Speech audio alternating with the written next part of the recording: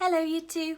I was thinking that it's been a really long time since I last read a picture book to you, and so I've chosen today one of my favourites. It's called The Dog Who Could Dig. It was written by Jonathan Long and illustrated by Corky Paul, who is one of my favourite ever illustrators. His drawings are super funny, so I hope you enjoy. Digger the dog was a bit of a clot. He'd buried his bone and forgotten the spot.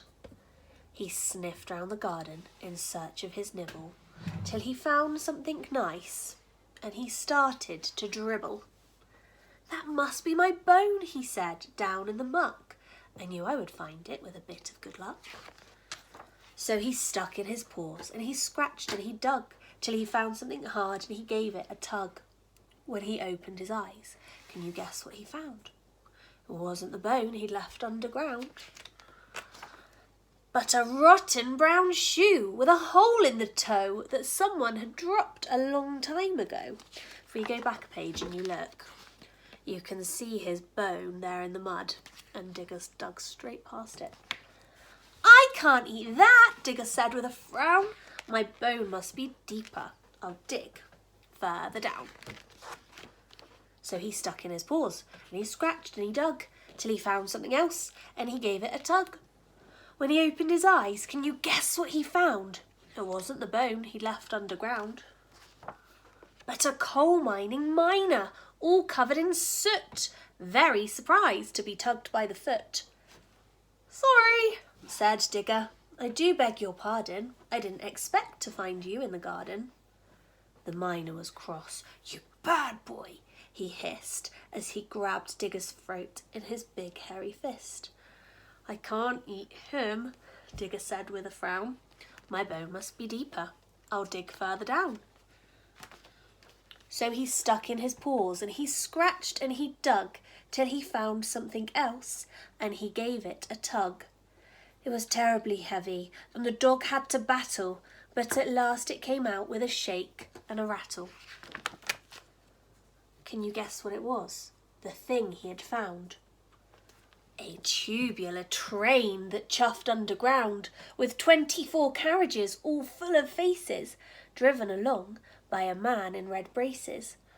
"What are you doing? This isn't my station," shouted the driver with great indignation. "Sorry," said Digger, "I do beg your pardon. I didn't expect to find you in the garden." "I can't eat him," Digger said with a frown. "My bone must be deeper. I'll dig further down." So he stuck in his paws, and he scratched and he dug, till he found something else, and he gave it a tug. But tugging it out was a terrible strain, more of a strain than a tubular train. And when it was out, can you guess what he'd found, buried away deep under the ground? A bone at last! But it wasn't a single. It was joined to some more, and they all made a jingle.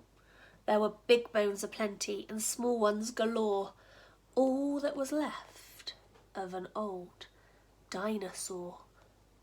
"What a surprise," Digger said with a smile. "This pile of snacks will last quite a while." "Wait just 1 minute," came a voice from aloft. "Those bones are rare and not to be scoffed." A smiling professor was over his shoulder with little round specs and a shabby red folder. "I'm hungry," said Digger. "Those bones are my dinner. If I don't eat them soon, I'll end up much thinner." "Look here," said the prof, "I'm not being funny. Give me those bones and I'll give you some money." "Great," Digger said, showing one of his paws. £10,000,000, and the bones will be yours."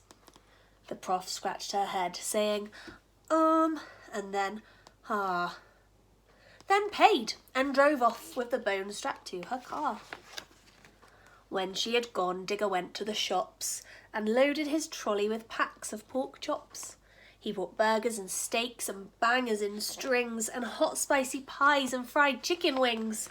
He invited his friends for a beautiful dinner where no one had bones and no one got thinner. And that's the end. It's a super good book.